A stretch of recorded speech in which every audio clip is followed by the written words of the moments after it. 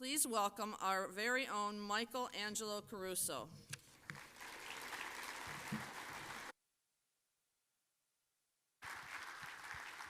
Yeah, good morning. How are we feeling today? I don't know about you, man, but it is so good to be with people again. How many like that concept? Being out, having fun. Woo! I am a people person, and like everything was stripped, right? I took a hit psychically. I took a hit for the big slowdown. That's what I call it, the big slowdown. And everything kind of just shrunk and went away, and I was so depressed, and I'm feeling so good now. I thought I'd never see some of you again. And I see you got the dress code, COVID casual. Looking good, looking good. How many good-looking people are here today? Just curious. Not everyone raised their hand, I see. How many smart people are in the room? Hands up. Again, not every hand goes up. You're going to have to be smart to be president. You're going to need all your wits about you. This is a fantastic time to be president. I've heard it said that this year's presidents are ushering clubs out of COVID, right? But next year's presidents shepherd clubs back into a rhythm, right? And that's you, isn't it? And it's time to get the rhythm back, isn't it? Time to get the feeling again, as Barry Manilow used to say, right? I think so. And, and part of this whole thing is I've had so many like little moments, just like you have with the slowdown, as things are starting to come back to life. There were like these little seminal moments that put my spirit back into place, at least temporarily. Like one of them was my first vaccination, and I came out of there, I'm like, Superman now, And it turns out not so much. You were Superman for like, until you found out you needed another booster. And another thing for me was lifting the mask mandate here in Michigan. There was a big psychological boost for me. I loved it. And I think the next one for me will be no masks on airplanes. All in favor say aye. When it's ready, when they're ready, they're going to do it. A round of applause over here from somebody that likes to fly. And so all these things are coming to us, so it's great. And when those moments happened for me, I was breaking out in song, like, we made it through the rain, kept ourselves protected. We made it through the rain, kept our point of view. Remember Barry Manilow? My apologies to Barry Manilow for that rendition. Why am I apologizing to Barry Manilow? He should be apologizing to us. But there's two kinds of rhythm, aren't there? Rhythm is defined, some of you just heard in my bio that I came from the music business. And rhythm, strictly speaking, is defined by something called BPM. Anybody? Very good, beats per minute, that's right. And when I teach presentation skills, and you should think about this as you get ready to do 50 more presentations than you did last year, is WPM. Anybody? Words per minute, because that's how you know how long your speech is. The average person speaks at about 150 words a minute. Right now I'm about at 180 because it's a little bit of juice, right? And that's how you can tell how long the talk is. And if you're going to have somebody come up, one of the verbose members of your club to come up and speak for 2 minutes, how many words is that? 300. Tell them you have 300 words. Because 2 minutes doesn't transfer, man. You have 2 minutes. Like 10 minutes later, you're trying to find the hook, to pull them off the stage. And so it's BPM and WPM. Now, BPM is defined very simply. Renee and I took what do you call it? A life-saving course. CPR, yeah. I can never spell it. CPR. And what they teach you is, when you're pumping the chest, you want to pump to a BPM. Did you know this? And it's about 120 beats a minute, but nobody can remember that, especially in the heat of the moment. So they tell you want to pump to Staying Alive by the Bee Gees, which is ha, ha, ha, ha, staying alive, staying alive. I dare you to sing that while you're bringing somebody back to life. I don't care how much you like disco. You ain't probably not going to be smiling when you do that. So BPM is really important, and when you get that rhythm back, so you have two basic rhythms you can bring to the club, right? Depending on your club, I guess, and depending on your leadership style. So you can be the president that brings them back to, we made it through the rain, nice and easy, slow BPM, or you can go boom shakalaka, boom shakalaka. Which president you want to be? Yeah, I think so. I think so. Boom shakalaka, man. I want to come see everybody because I'm a people person, man. I miss people. Man, is this? How are you? So many new faces, smiling faces. All the new presidents coming in are, yeah, thanks to the lights, man. It's good to see everybody. Wow. Can I touch you, sir? I haven't. Stand up. Sean, I haven't been with people in so long. Where are you going to be president?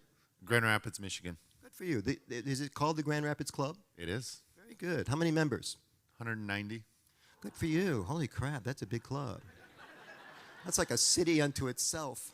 Beautiful. Mark, nice to see you. And so I love people, and I love being with people, and we're going to get to know some of you during this little talk. And in a minute, I'm going to show you 4 things. I'm going to tell you about 4 things that you need to do right away when you go back to your club. 195 people, you got your work cut out for you. But if you have 19 people in your club, you're going to do these same 4 things. You got to figure this out because time is of the essence. And speaking of time, during the slowdown, I had some epiphanies. Raise your hand if you had some new awareness during the slowdown. And who didn't, man? Because all we had was time, didn't we? All of a sudden, we got all kinds of time we didn't have before. Nobody had to commute. You had all kinds of, you got a chance to watch everything on Netflix. And when you finish that, you could watch all the videos on YouTube. I mean, we had time up the wazoo, and so we had a chance to think about all this stuff, right? And I spent a lot of time thinking, too. May I touch you, sir? For $1, he's charging. Yeah. He says he's going to give it to Polio Plus. I don't think you are at all, no. So you get all the extra time, and you're thinking about, and I started thinking about my life. Did you think about your life? I started thinking about where I came from. The first epiphany I had was, I started with nothing, and I still have most of it. I mean, I went all the way back to high school, man. You know, and growing up with my 3 brothers in Trenton, Michigan. Is Trenton in the house? Oh, my God, it's right in front of me. I do that. Hi, Bill. And I thought about, too, I started to think about time and how I want to use time more carefully in the future. I became more time conscious, especially, you know, during COVID when people were leaving us and they were short on time, you see? And I thought, I'm going to treat time differently now. This is my big lesson, my big epiphany. And I'm going to be especially interested in how I spend my Rotary time. Now, that was a new one. Because a lot of times, what we think we do when we go to clubs and stuff, we give that time to Rotary. And I'm not giving that time anymore. I'm going to marshal that time. I'm going to harness that time, and I'm going to help other Rotarians spend that time wisely. I don't want to waste any time anymore, especially Rotary time. All in favor, say aye. And as president, you're in charge of the meetings, man. You can expedite this. You can make the meetings efficient. You can make them nutritious where people don't want to miss. And if they don't want to miss the meeting, they're certainly not going to drift from the club. And you put all that in place as president. And when you put that rhythm back in, it's a beautiful thing. And you have the power to do that. Repeat after me. I have the power. Sounds like church. May I touch you? Can you see the hashtags from this little segment?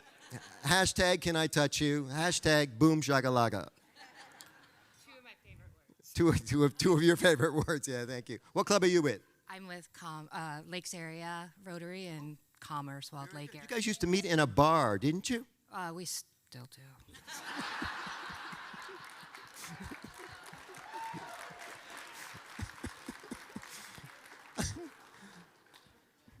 They're the only club that had any significant growth last year. And so another epiphany I had, I started going back to college. I went back to college. I hadn't thought about my college days in a long time, or high school. And what happened was my high school band director passed away during COVID. And he was in the Dearborn Club. Is Dearborn in the house? No? Oh, there you are, way over there. Hi, Rick Goward is who I'm talking about, and you know this. And Rick, this is interesting, Rick was only 7 years older than me, and he was my band teacher. And I learned a lot of shit about life from Rick. And a lot of it had nothing to do with music. He was just like this guy that, he was close to our age, and he was somebody that resonated with us, and I learned from him. And when I heard that he had passed, it was so sad. And after I started thinking about high school, I started thinking about college. And this interesting thing happened in college. Because, we have people here from Wayne State. Morning, Devankar. Devankar Mookie in the house. And Wayne State, raise your hand. Yeah, good. Oh, over here too. Why aren't you not at this table? and so I started thinking about college. And, college, they put you on this really strict thing. If you're going to graduate in 5 years, you got to take all these classes right on schedule, right? Because otherwise you get behind, you graduate in 7 years. And so I saw this thing, and I got this really urgent need to take an art class, which is interesting because I was supposed to be majoring in communication. And they go, well, you don't need it. My counselor, you don't need an art class. I know, but I want one. And she goes, well, it's going to take you longer to graduate. I don't care. I'm never going to take another art class again. I'll never have this opportunity again. I'm going to take an art class. She goes, suit yourself, which is the best academic advice I got in 4 years. Suit yourself. And I take the art class, and I had a really interesting thing happen in art class. Let's do the slides, Bill. I'm going to show you a couple slides. By the way, it's a lot of people have found out I'm doing slides, and I'm getting relentlessly teased because I teach people how not to use PowerPoint. And today I have frickin' PowerPoint for you. And I was going to do just one slide, and then I thought I'd try something new. I'll show you in a second, and it's a trick that you can use back in the clubs. I'm still going to give you those 4 things, so hang on. I learned also during the Slowdown I like puppies. And I took this art class because I learned all about things like triangle, the triangle, and negative space, and all these artist terms. And I learned the difference between a line drawing and a pencil drawing. Right? And a line drawing is like Snoopy. It's just the outline of the dog, and then a dot for the eye and a bulbous nose. They got Snoopy. Anybody can draw Snoopy. But not anybody can draw this. And the difference is, ladies and gentlemen, that this is thousands and thousands of little tiny strokes. And, you see? And that's what a good presidency is. It's thousands and thousands of little touches for your club. It's how you do really good events. This Great Lakes Rotary Pets is thousands and thousands of little touches over and over again, looking at it from this way, looking at it from this way, talking to other people. Time goes by. Other people get involved. Experience from last year, thousands and thousands of little touches. That's how it gets good. But here's the thing. In the volunteer business, we sometimes say, I'm just a volunteer. It's good enough. And it starts to show up in your membership numbers, and it starts to show up in your giving numbers. So I encourage you to do pencil drawings and not line drawings. It's super, super important. Okay, let's talk about the 4 things that can really change your club when you go back. The acronym is COGS, C-O-G-S. And the first one is you got to shore up comms. You got to get really straight with your comms with your club. Now, the easy question, it's an easy question, but maybe the answer is not so easy, is what is your primary modality of communication with your clubs? If you could only send one email to get the message to everybody, sorry, I just said email. I didn't mean to do that. Modality, it could be email. It could be a Facebook group. It could be group text. It could be in-person meeting is where you have, your strongest marketing muscle. But what's the answer? Just shout. What is it in your club? If you need to get the message to everybody, how would you do it? Most commonly by email. Okay, email. Very good. And it could. At the meetings. Or at the meetings, or both, right? Because you can do overlapping modalities, yeah? So the problem is if people are email fatigued or you write crappy subject lines, you sent the email, but nobody's opening it. Isn't that true? So you have to find a way that it's called the communication loop, right? It's like in electricity, a closed loop means the power goes out and it comes back as well.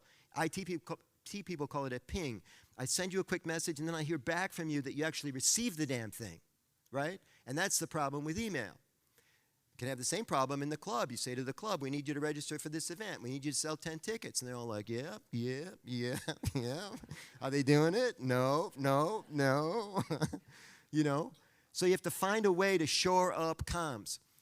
So you do that by email. You could do it with Facebook group. You can do it with in person, sharpening your presentations. And you're here this weekend. We will help you with this. I will help you with this weekend. I'm here all weekend. You stop me in the hallway and you say, I need help.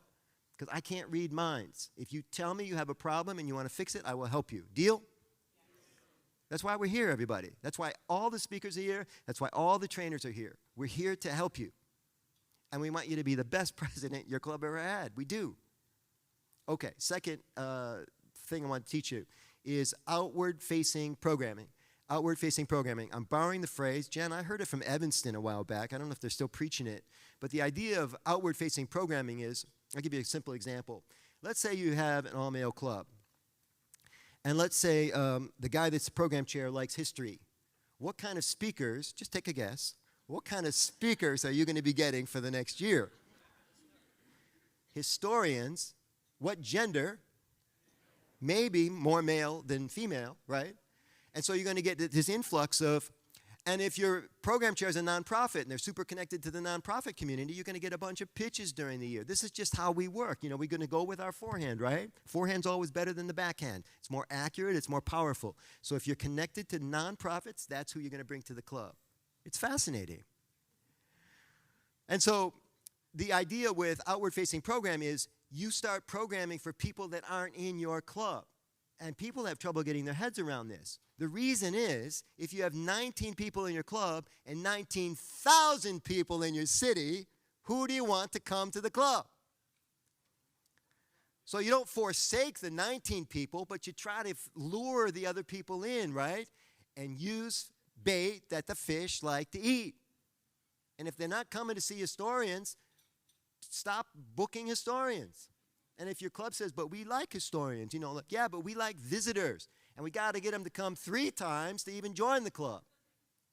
So you start programming for the thing that people want. The G in COGS is goals. Good goals have numbers. I hear this, I've got to give you a short version of some of this stuff, but the easy way to talk about this is a lot of people say, well, we want Rotary to be fun. Hands up if you want your club to be fun. Everybody says this. Absolutely, I love it. I love hearing it. I love it when it happens. But here's the problem with fun. Fun is hard to measure. Why? Because it's not a number. Huh? It's quantitative. It's subjective. What's fun? That's right. What's fun for a 30-something isn't even fun for a 70-something sometimes, right? It gets challenging to do fun for everybody. But numbers don't lie. +5 is +5 members for the year. It's a net 5. Nobody argues about that, right? E-Ray, 100. You know, everybody gives to the foundation $100, right? Every Rotarian every year, if you're new to the game, right? Nobody discusses the definition and debates the definition of E-Ray. It's a number. And another number that we need to keep an eye on are dates. Dates are numbers. I like 100-day marketing campaigns for events. And I've been preaching it forever. I actually built out my own 100-day marketing plan for my speaking events. And the reason you want 100 days is you need a lot of brush fires going in order to have a bonfire at the end of it. You can't just start a campaign 3 weeks before the thing and expect everybody to come. It's a pencil drawing, lots of touches, lots of strokes, the whole time. Are you hearing me? Are you feeling me? There's that whole touch thing again. And then finally, so we have shore up your comms. We're going to do outward-facing programming. We're going to do goals with numbers. And the S is succession planning. We need somebody to follow in your footsteps. Because if you're going to be the best president your club ever had, your culture does not change if the next president isn't also good. You got to have 3 presidents in a row to change the club culture. And guess what? Governors, you got to have 3 governors in a row that know what the hell they're doing in order to change the culture of the district. Because it can be 1 step forward, 2 steps back. Everybody knows this. So succession planning. And the interesting thing about succession planning in a club that has a small bench is that the person who's going to be president in 3 years hasn't joined the club yet.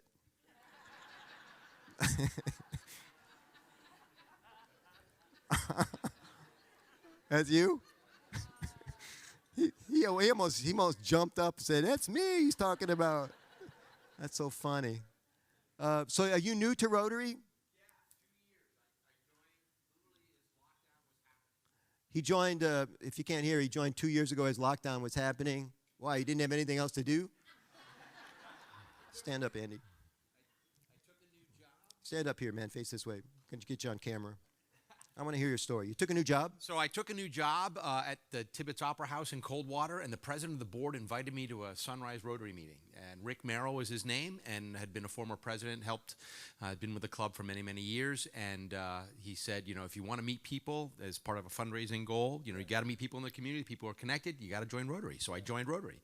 And the vice president-elect got transferred to a different place. The guy who was following him in the succession plan wanted to not move up because he's got kids. He wanted to wait to be president until his kids started college.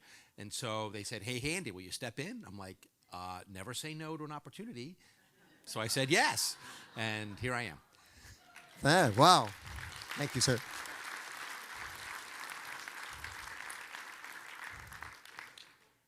Two minutes, Andy. It's 300 words. I'm just teasing, of course. I know you do. I know you do. I like your enthusiasm. Let's have some fun. Let's do this too. I want to collect business cards from you so we can keep in touch, if that's okay with you. And I'm going to give away a couple of my packages to you, my books that you can help you. One is called Work Hacks. I could have named it Rotary Hacks because it's kind of the same thing. Can I have a hand in each corner of the room? Would you mind raising your hand in the back corner here? Thank you. With the glasses, thank you very much. I appreciate you. In the back corner here. Okay, great. Stand up so I know who you are. Thank you very much. If you would collect business cards and just sweep this way, and we'll drop them on the table and do a drawing in just a minute to win the books, okay? And you're going to win. Here's the Work Hacks book.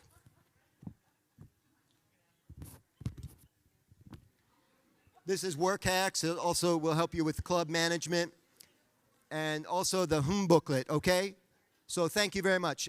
So I wanted to ask who the newest Rotarian president-elect is. Do you understand the question? Who is the newest Rotarian who is president-elect? Do I hear an opening bid? How long have you been in Rotary? 1 year. Do I hear 11 months? Mahendra? How long? 10 months. Anybody been in Rotary less than 10 months is going to be president? Oh my gosh. Look at him, he's shell-shocked. He's like, who are you people? Caveat? Okay, I'm good with that. Okay, stand up, man. You're still good. What's your name? Dan. Hey, Dan. Bertrand Club. What's the club? Bertrand. Very good. And how long have you been in Rotary? 5 months. 5 months. And you're president nominee. Correct. But you came to Pets. Yes. I think that's lovely. Congratulations. 2 years ahead and get succession rolling on. We tell people this all the time. We tell them there's no way you can be a successful president if you don't come to Pets. And people still red shirt Pets. Yeah, hands up if you've got cards, and Katie will come get them. Thank you very much, Dan. Congratulations. Who is the oldest person in the room? Not oldest person, but longest tenured Rotarian who's going to be president of the club? Longest tenured Rotarian. 28 years? Do I hear older than 28? How many years? Whoops. What's the highest number? 38 years. Anybody beat 38? Come to me, sir. Come to me. I want to touch you. 48? All right, 38 can sit down. I want this guy. Come on up. Mark, give him a round of applause, quickly.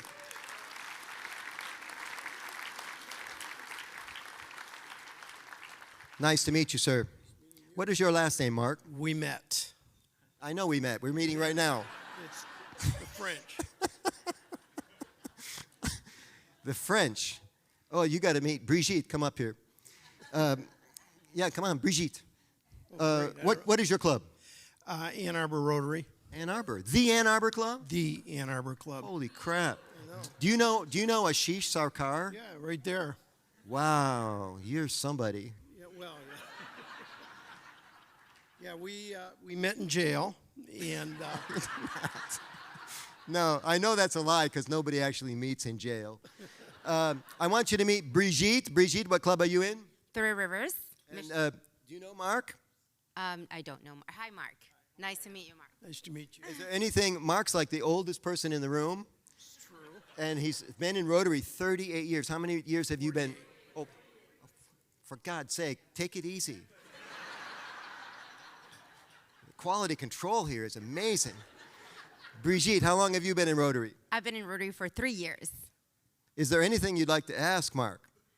Mark, congratulations. I don't want to ask, but I want to thank you for your service to Rotary. 48 years is a lot of years. Well, thank you very much. A round of applause for Mark and Brigitte. Thank you. Thank you, sir. Okay, so we're going to do the drawing here in just a second. Before we do, I want to show you something. We'll do some more slides. This is the thing I wanted to show you. I've never done this before, but if anything good came out of COVID, y'all finally learned how to use QR codes. Because you can go out to eat without learning how to do this. Now, I've never done this before, so look at you guys. Who says Rotarians aren't technical? Look at you. For those of you wondering what the hell's happening right now, you can take out your cell phone. Go ahead and try it. I'll wait. And you scan this, and it will open up a chance for you to get my free presentation checklist, because you're about to do a lot of presentations. And the perfect presentation is the one that doesn't leave anything out, and the best way not to leave something out is to use a checklist. And in a second, I'm going to do a second QR that you can have. It's a free leadership ebook. On the house, my pleasure. So glad to help. Okay, let's do a quick drawing. Sir, can you help? Come on, Charles. I like your style, Charles. Yeah, it's working on some of the phones. Good.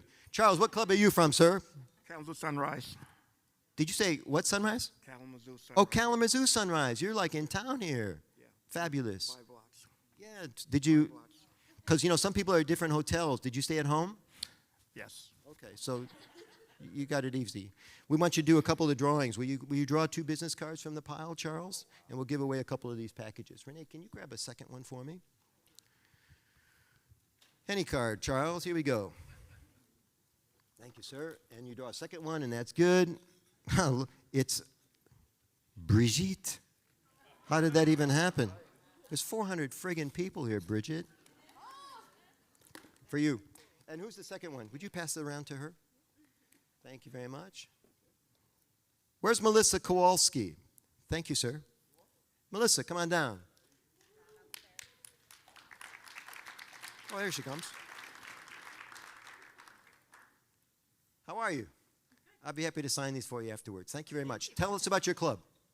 Bel Air Rotary, up in northern Michigan. I didn't know that many people lived in Bel Air. I didn't either. Are you excited about being president? I'm super excited. Yeah. Thank you very much. Congratulations. You're going to have a great year. Okay. I need to skedaddle. Have you enjoyed my presentation today?